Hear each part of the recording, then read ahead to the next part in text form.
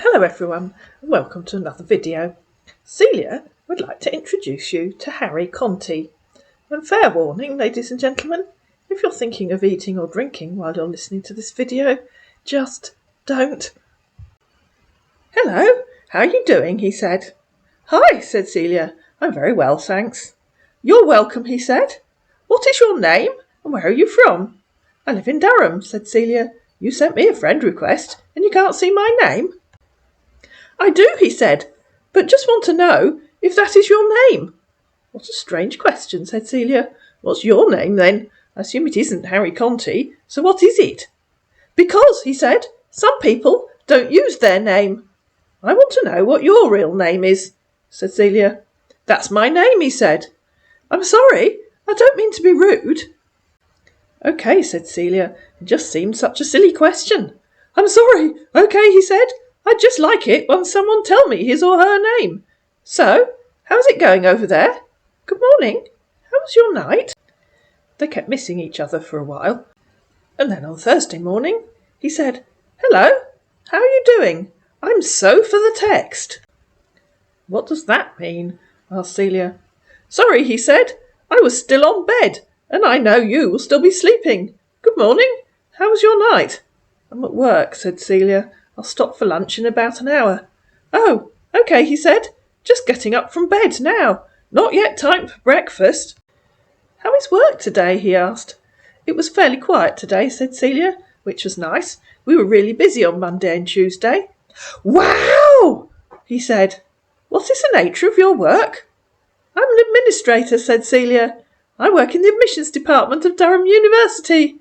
And then she made her first big mistake and asked him, "What do you do?" "Wow! That's nice," he said. "I'm an engineer." "What kind of engineer?" asked Celia. "I work in oil company," he said. "Oh good, this is going to be fun." "Doing what?" asked Celia. "Oil drilling," he said. "OK," said Celia. "What kind of engineer does that make you? I guess not an electronics engineer." "No," he said. "Is not an electronic engineering." Always good to clear that up right at the start. Let's continue. "I work in C," he said. "I know that," said Celia. "I'm trying to get you to tell me what kind of engineering it is. We've ruled out electronics. Can we rule out electrical? Or maybe not. I'm guessing the drills are electrically operated." "OK," he said. "I am offshore engineer. I deal with oil rig contract. Right now, I'm still in Colorado Spring, doing my paperwork." "What's an offshore engineer?" asked Celia. "I've never heard of that." And remember, Celia works in the university. They have several engineering departments.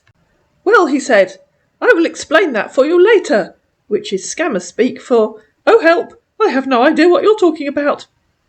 "Why can't you explain it now?" asked Celia. "Just tell me what kind of engineer you are. Or don't you know?" Our man tried to explain what kind of engineer he is. "I am oil rig contractor," he said. "Stop talking in riddles," said Celia. "What kind of contract?" "I am into oil dector," he said.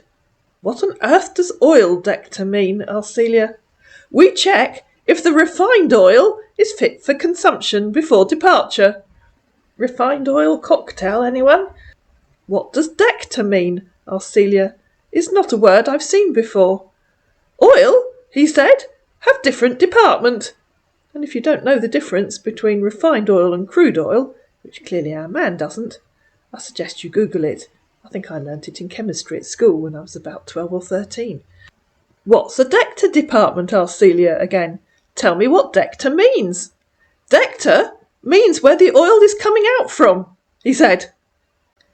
"You mean a dector," and now you said dector because he spelled it differently, "is a kind of hole in the ground, or are you just digging yourself a hole?" "The petroleum industry," Google helpfully informed him, "also known as the oil industry or the oil patch, includes the global processes of exploration, extraction, refining, transportation, often by oil tankers and pipelines, and marketing of petroleum products. The largest volume products of the industry are fuel oil and gasoline, petrol." "Stop copying and pasting and answer the question I asked you," said Celia. You mean a dector is a kind of hole in the ground, or you're just digging yourself a hole? To which our man helpfully replied, I don't understand. What is a dector hole? Asked Celia. I just told you, and I am copying anything, he said.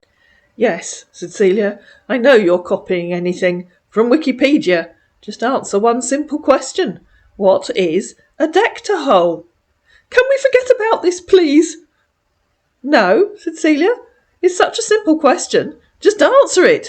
I gave you some clues. Is it a kind of hole in the ground, or are you just digging yourself a hole? To which our man replied, Is a can of a hole in the ground.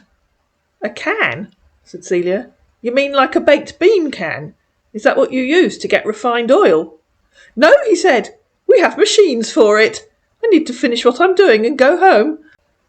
Which is young teenage scammer speak, for my mother's just called me it's dinner time. Then why did you say, is a can? What do you mean? Where's home? I live in Colorado Spring, he said, here in USA. That's where you went when you finished work yesterday, she asked. And I'm trying to explain how it looks. How what looks? Said Celia. Tell me about the can. That's what I'm telling you, he said. I was trying to explain what I means by dector. So, explain, said Celia. What do you use the can for? Can, he said, is a word, not things. But you said, is a can of a hole in the ground. What did you mean by can of a hole? You asked me if it's a hole, and I said, yesterday. Yesterday, all my troubles seem so far away. Apologies, folks, couldn't resist. So a can is a type of hole? Asked Celia. Yes, he said. OK, she said. Is it a special hole for refined oil? Yes, he said. OK, said Celia. But you're at home now, not drilling cans to make holes in an oil rig. It's late here, he said, and I go this when I am invited. That makes no sense at all, said Celia. You need an invitation to talk on Facebook? What I mean by invited, he said, is when I got a contract. Then I will go for it. Oh, OK, said Celia. You don't have a contract right now. Yeah, he said. I come in company now, working on paperworks. Which company will you be working for? Asked Celia. To which our man replied, Oil company, of course. I work in 2 departments. Obviously an oil company, said Celia. Which oil company? Is it the name of the company you're asking for, or what? Asked our man. What do you think? Asked Celia. What do you think which oil company means? Clue, I'm not asking the name of your dog. To which our man replied, I don't understand. You are confused. I'm confused, said Celia. I simply asked you which company you're going to work for. Unconfuse me. Tell me the name of the company you're going to work for. Oh, OK, I understand, said our man, as light finally dawned in his head, courtesy of an intervention by Google, who could see he was struggling and thought it would try. Founded in 1919, Halliburton is one of the world's leading.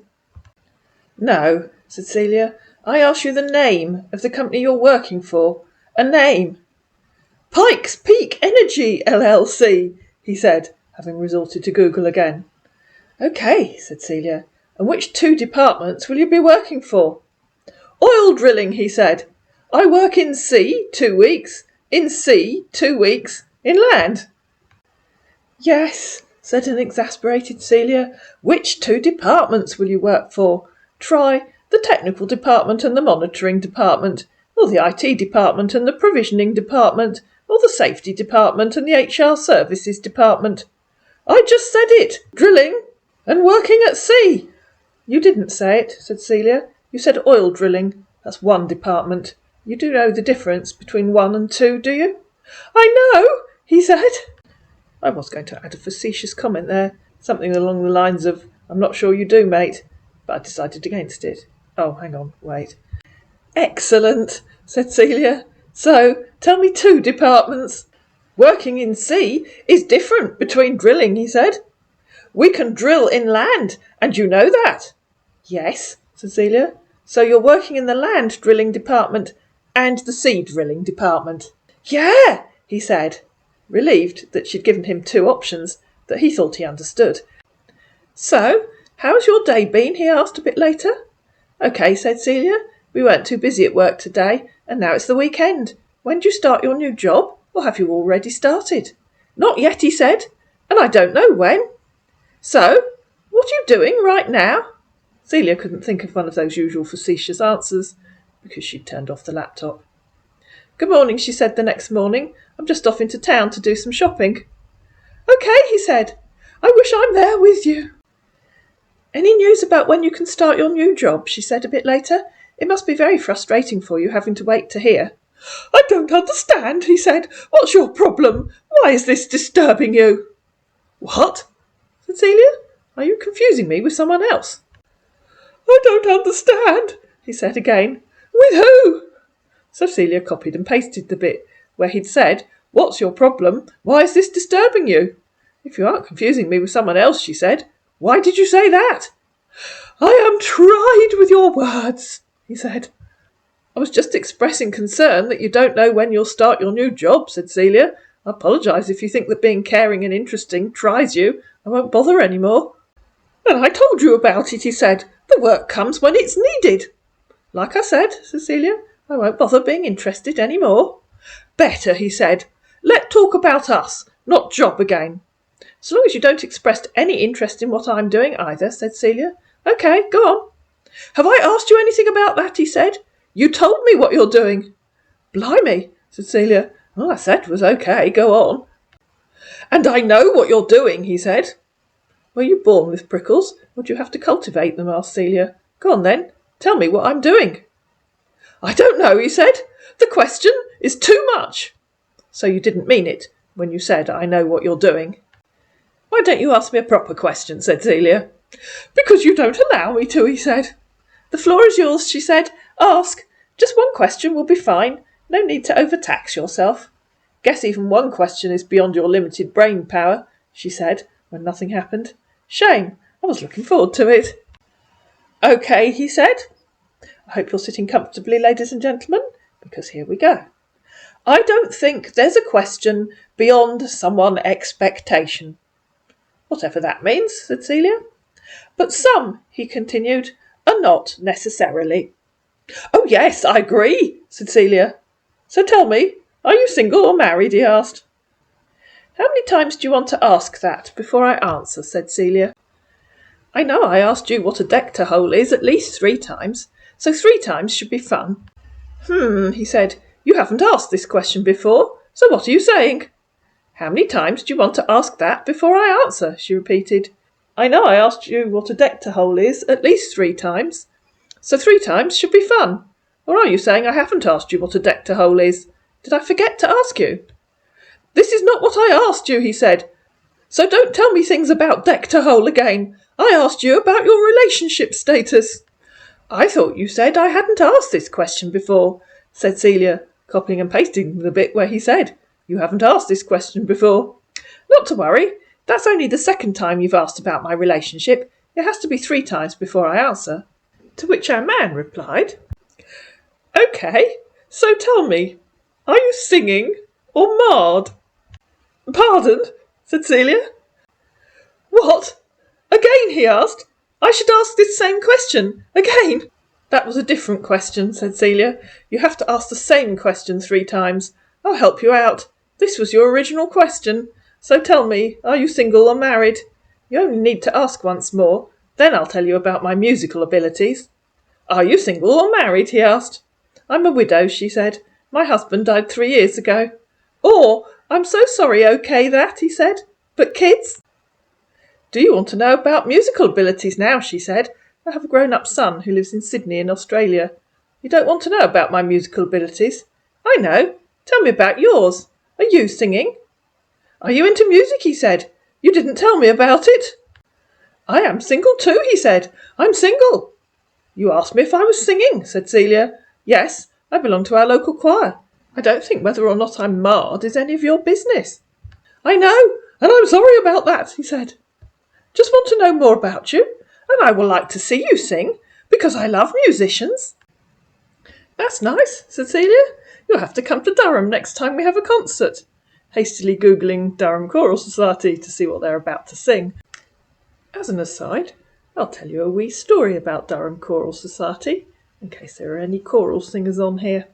Many, many years ago, when I was at Durham University, I sang with the university choir, and we did a joint concert with Durham Choral Society, singing Karloff's Carmina Burana.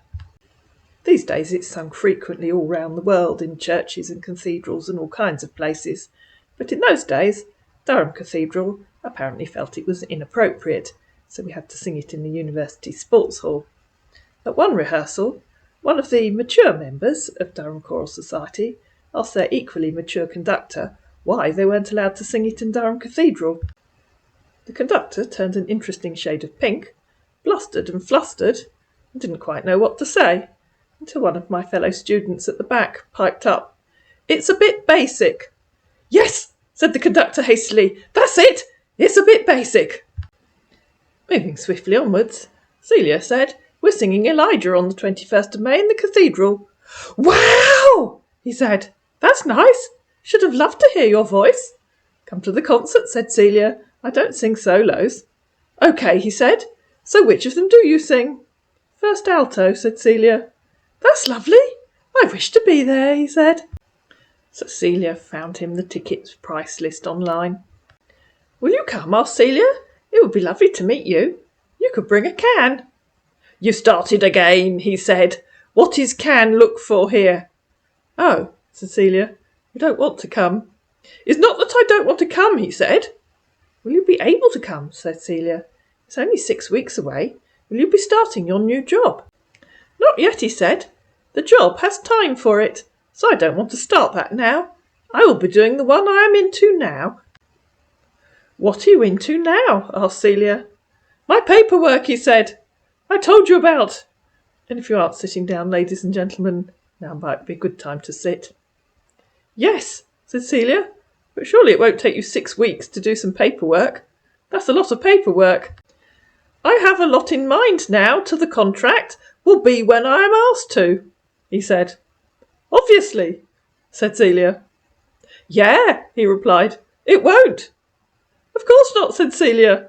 "I wouldn't expect it to." "But you know how paperwork is," he said. "It needs a lot of time, so I won't like to leave it for another thing." "Oh no," said Celia. "Paperwork hates being left for another thing. It can get very jealous." "Yeah," he said, "I am jealous." "I'm sure you don't need to be," said Celia. "I'm sure the paperwork didn't mean to upset you. It's just a bit possessive." "Yeah," he said, "it's not, but it's just taking all my time." "You need to be firm," said Celia. "It probably has separation anxiety." "I'm trying to be," he said, "just finding it difficult." It took Celia a whole day to recover from the paperwork fiasco, so she ignored him on Sunday. On Monday, he started with, "Hello, my friend. Good morning. How's your day been?" "I'm just having my lunch break," said Celia. "Apart from repeatedly asking me how my day has been, is there something interesting you want to talk about? I prefer proper intellectual, intelligent conversations." "Of course," he said. "There's a lot I would want us to talk about. I was just trying to get your attention first. By the way, there's a question I would love to ask you. Just hope you wouldn't mind answering at all." Hold on, ladies and gentlemen. Here it comes. "Yes," said Celia, "but only briefly. I'm really supposed to be working. Type the question, and I'll answer it when I get home this evening." "I've been wondering," he said, "and wanting to ask, why would a woman too beautiful and good to be on here? By the way, do you have any intimate relationship you are now?" "I have no idea what any of that means," said Celia on her coffee break. "Why wouldn't I be on here? It's Facebook. Everyone's on Facebook, aren't they? Why are you here? And if the second one means what I think it means, it's none of your business. Idiot, I have to get back to work now." "Why are you being so arrogant?" he said. "We're just trying to know ourselves, isn't it? Besides, I don't think it was a wrong thing I asked. I surely wouldn't have been so rude like this if I was the one in position to answer. Would you expect me to talk about any other thing when we've not even got to know and understand each other better? Were you expecting a business proposal? No, mate, she was just expecting a proper sentence that made sense. None of what you asked made sense, said Celia. Stop trying to defend yourself. If you ask a proper question, in proper grammatical English, then I'll know what you're asking. At least finish this sentence. Why would a woman too beautiful and good to be on here... Why would she what? Finish the sentence, please, and then tell me what any bintimate means. Why are you so mine? He said. I'm not yours, said Celia. Tell me what any bintimate means. Any bintimate, he says, has different meaning, but I have to pick one of it. OK, said Celia. Pick one. Is this like a lucky dip? I know. Pick two, so I can choose. What I mean to say is, are you in any relationship? He said. And what can of relationship are you in? And I know she should have said a can of fried worm casserole, but she didn't think of it at the time. I don't think that's any of your business, said Celia, and I'm waiting with increasing impatience to know two meanings of any bintimate. Oh, those cans are back. I've never had a relationship with a can. What is your problem, he said. You haven't had a word can. I have lots of words, said Celia, but I've definitely never had a relationship with a can. OK, he said. You want me to use the word type? What word type? Said Celia. Oh, you don't know that too, he said. Forget about it. OK, go on, said Celia. Use the word type, as in, you haven't had a word can type? ? I don't, and I will never again, he said. Never do what again? Asked Celia. Just forget it, he said. But it's much more fun to talk about it, said Celia. Or perhaps you can think of another fun topic we can discuss. I think I'm wasting my time with you, he said. Oh, I was so enjoying our little chats, said Celia.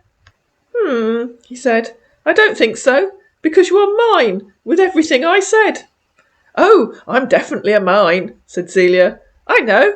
Can I call you? I'd love to talk to you, for real. And so she tried to call him. Unsurprisingly, he didn't answer. Why do you want to call someone that you don't have business with? He asked. I want to continue our talk in person, said Celia. Why not? I really enjoy our talks. Don't you want to talk to me? Why not? You want to talk in person? He asked. Why else do you think I tried to call you, said Celia, so I can talk to your dog? To which our man replied, My dog? How do you know about my dog? I don't know about your dog, said Celia. You won't let me talk to him. So how did you know that I have a dog? He asked.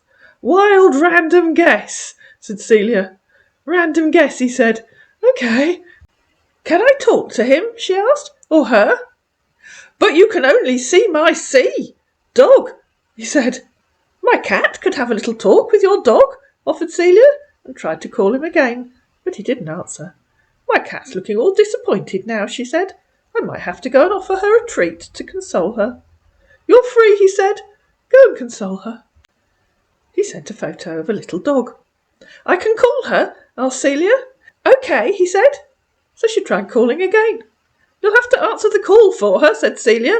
I don't think she knows how to do it. You don't think so? He said. OK, you can call. She tried again. You have to answer for her, she said. She doesn't seem to be able to do it for herself. To which our man replied, But your cat can answer for herself? No, said Celia. She's sitting on my lap. OK, he said. But I'm not home now to do that for her. Where are you? Asked Celia. I can speak to you instead. I went out to see a friend, he said, panicking because he knew his English wasn't good enough to speak to Celia, and desperately hoping that he could track down his mate. You can still answer, said Celia. You're typing. Where are you right now? He asked. At home, said Celia, waiting for you to talk to me. So answer the call. I can talk to you and your friend. Or are you too much of a coward to answer me? You started again, he said.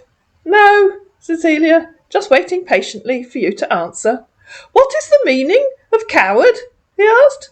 You're too much of a coward to answer, said Celia, and then realised maybe he was serious. So she Googled coward for him, A person who is contemptibly lacking in the courage to do or endure dangerous or unpleasant things.